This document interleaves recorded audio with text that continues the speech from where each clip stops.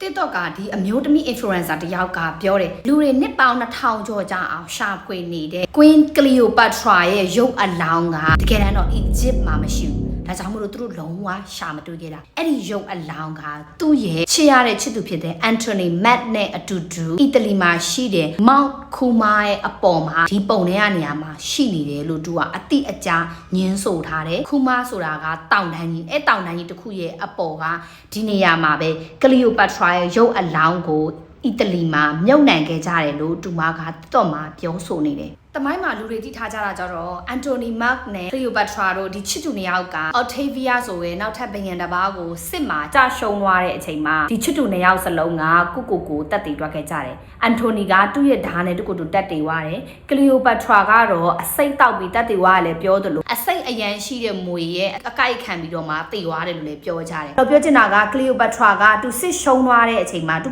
suicide လုပ်သွားတယ်ပြောမယ်ဆိုရင်သူများတွေလက်အောက်မှာသူကအချုံးပေးမခံနိုင်ဘူးနောက်ထပ်ဘယံတစ်ပါးကိုလည်းသူမယူနိုင်ဘူးဒါကြောင့်မို့လို့သူတက်တည်သွားတယ်ဆိုပြီးတော့မှတမိုင်းကနေလူတွေကပြောထားကြတာဒီလိုပဲလူတွေကတိကြတာပေါ့နော်တကယ်တမ်းဖြစ်ရမှန်ကဘလို့လဲဆိုတာကိုဒီ TikTok ကအမျိုးသမီးကပြောပြခဲ့တယ် Cleopatra ရဲ့ခန္ဓာကိုယ်ရုပ်အလောင်းကအီဂျစ်မှာရှိမနေလို့အီဂျစ်ကလူတွေကရှာမတွေ့ခဲ့တာတကယ်တမ်းကဒီရုပ်အလောင်းကအီတလီမှာရှိနေခဲ့တာဘာလို့ Cleopatra ရုပ်အလောင်းကအီတလီမှာရှိနေရတာလဲဆိုတော့ Cleopatra ရဲ့နာကိုရုပ်အလောင်းကို Egyptian တွေကိုမမြင်စေချင်လို့တကယ်လို့ Cleopatra ရုပ်အလောင်းက Egypt မှာရှိနေမယ်ဆိုရင်အခုချိန်ဒီရုပ်လောင်းရှိနေအောင်တည်နေပြီးတော့မှ Egyptian တွေကသူ့ကိုကိုးကွယ်နေကြလိမ့်မယ်အယိုတေးပေးနေကြလိမ့်မယ်ဒါကိုသူတို့လုံးဝမလိုချင်ဘူးဘာလို့ဆိုတော့သူကအရန် powerful ဖြစ်ပြီးအင်အားကြီးမားတဲ့ဘယင်မတစ်ပါးဖြစ်တာမလို့အခုချိန်ထိလေသူ့ရဲ့လွမ်းမှုကနေရာတိုင်းမှာရှိနေတယ်ဆိုတော့လေအဲ့ဒါပြီးနောက်ထပ်တစ်ချက်ကသူတို့ဒီ Cleopatra ကကို suicide လုပ်သွားပါတယ်အမွေရဲ့အစိတ်နဲ့ဆိုပြီးတော့တည်င်းလွှင့်ခဲ့ပေမဲ့တကယ်တမ်းက Cleopatra ကိုသူတို့ကရက်ဆ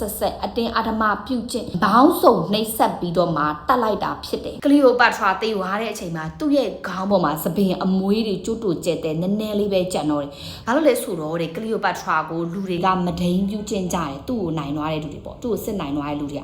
ကမဒိန်ပြုတ်ကျင့်ကြတယ်မဒိန်ပြုတ်ကျင့်တဲ့အချိန်မှာ Cleopatra ကိုခေါင်းကိုတယောက်ကထိန်းထားတယ်ကျန်တဲ့လူတွေကကျင့်တယ်အဲ့လိုလှုပ်တဲ့အချိန်မှာ Cleopatra ခေါင်းကိုအဲ့လိုလှုပ်ခါပြီးရမ်းတဲ့အချိန်မှာသူ့သပင်မွေးတွေပါအထိကျွတ်သွားတဲ့အထိရက်ဆက်သူတို့ကနိုင်ကျင့်ကြတယ်မျက်နှာမှာဆိုရင်လည်းတက်တီးတွေနဲ့ထိုးထားတာဖြစ်တဲ့အတွက်ဒီ Cleopatra ရဲ့ရုပ်အလောင်းမှာသွားတွေကလုံးဝမရှိတော့ဘူးလို့ဒီမျိုးသမီးကပြောတယ်ပြီးပြီဆိုရင်ဒီပါရိုးတွေအကုန်လုံးကလည်းကျိုးပဲ့နေပြီးတော့မှနေရာတွေလွဲနေခဲ့တယ်တည်သွားတဲ့အချိန်မှာလက်တွေမှာဆိုရင်အယိုးတွေကကျိုးနေပြီးတော့မှအယိုးတွေတောင်မှတစားစီကြေမွနေပြီးအောက်ကဒီနားလက်ဖြံကအယိုးတွေဆိုရင်ရိုးတွေအတွင်းထဲမှာကြေမွသွားပြီဘယ်လောက်တောင်ရိုက်ထုခံထားရလဲဆိုတာလေဘေးမှာအပေါက်ကြီးတစ်ပေါက်လည်းရှိနေပြီးတော့မှရင်သားရည်လည်းလုံးဝမရှိတော့ဘူးလို့ပြောတယ်ဒီလိုမျိုးဘယင်မတစ်ပါးကိုလုံးဝရစရာမရှိလောက်တိတ်ခတစ်ခုမှမရှိလောက်အောင်နှိပ်စက်ပြုတ်ကျင့်ပြီးတော့မှသူတို့လိုချင်တဲ့နေရာမှာပဲဒီရုပ်လောင်ကိုတတ်မှတ်ထားပြီးတော့မှသူတို့သိစေချင်တဲ့ကောလာအာဟာရတမိုင်းမျိုးကိုပဲလူတွေကိုပေးသိခဲ့တယ်လို့ဒီအမျိုးသမီးကဆိုထားတယ်အခုဒီနေ့အထိကိုပဲ Cleopatra ရဲ့ရုပ်အလောင်းကိုလုံးဝဘယ်သူမှရှာမတွေ့သေးပါဘူ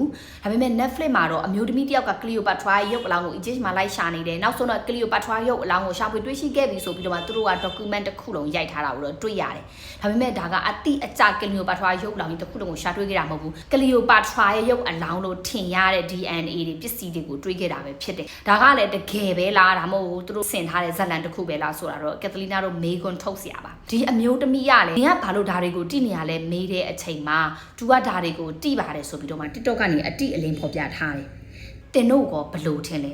ဲတကယ်ပဲကက်သရီနာတို့ Cleopatra ရဲ့ရုပ်အလောင်းကိုနှစ်ပေါင်း2000ကျော်အထိဘယ်ယောက်ကြာမှရှာမတွေ့စေရဘူးဆိုတဲ့ကောလာဟန်လာတွေဖြန့်ထားတာကတကယ်ပဲသူတို့ Cleopatra ရုပ်အလောင်းကိုမဖွဲမရတွေလူမြင်လို့မကောင်းလောက်အောင်တွေပြုလုပ်ခဲ့ကြတာမို့လို့လူတွေမသိစေချင်တဲ့နေရာတစ်ခုမှာသွားပြီးမြုပ်နှံထားကြတာမို့လို့အခုလိုမျိုးနာမည်ကြီးလာတဲ့ဘယင်မတစ်ပါးကိုဒါမျိုးလုပ်ထားတာကိုဖုံးကွယ်စေခြင်းလို့ပါဇက်ရာဇဝင်တွေပြောခဲ့တာလားဆိုတာအခုချိန်ထိမေးခွန်းထုတ်เสียပါပဲတင်တို့လည်းဘလို့ထင်လဲ comment မှာတစ်ချက်လောက်ဝင်ပြီးဆွေးနွေးပေးခဲ့ကြပါဦးเนาะကက်သလီနာဖြစ်ပါရဲ့ရှင်ကက်သလီနာမှာ YouTube Facebook TikTok သုံးခုလုံး channel လေးရှိရဖြစ်တဲ့အတွက် channel လေးတွေအားလုံးကို like and follow လုပ်ပြီးတော့မှအားပေးကြပါအောင်လို့တောင်းဆိုချင်ပါတယ်ရှင်ဒီလိုမျိုးထူးခြားစမ်းကြင် international သတင်းလေးတွေနဲ့မြန်မာနိုင်ငံက up to date သတင်းလေးတွေကိုနားထောင်ရတာကြိုက်နေတတ်တယ်ဆိုရင်ကက်သလီနာရဲ့ channel လေးမှာအမြဲတမ်းတင်ပေးသွားပါမယ်အားလုံးပဲ bye bye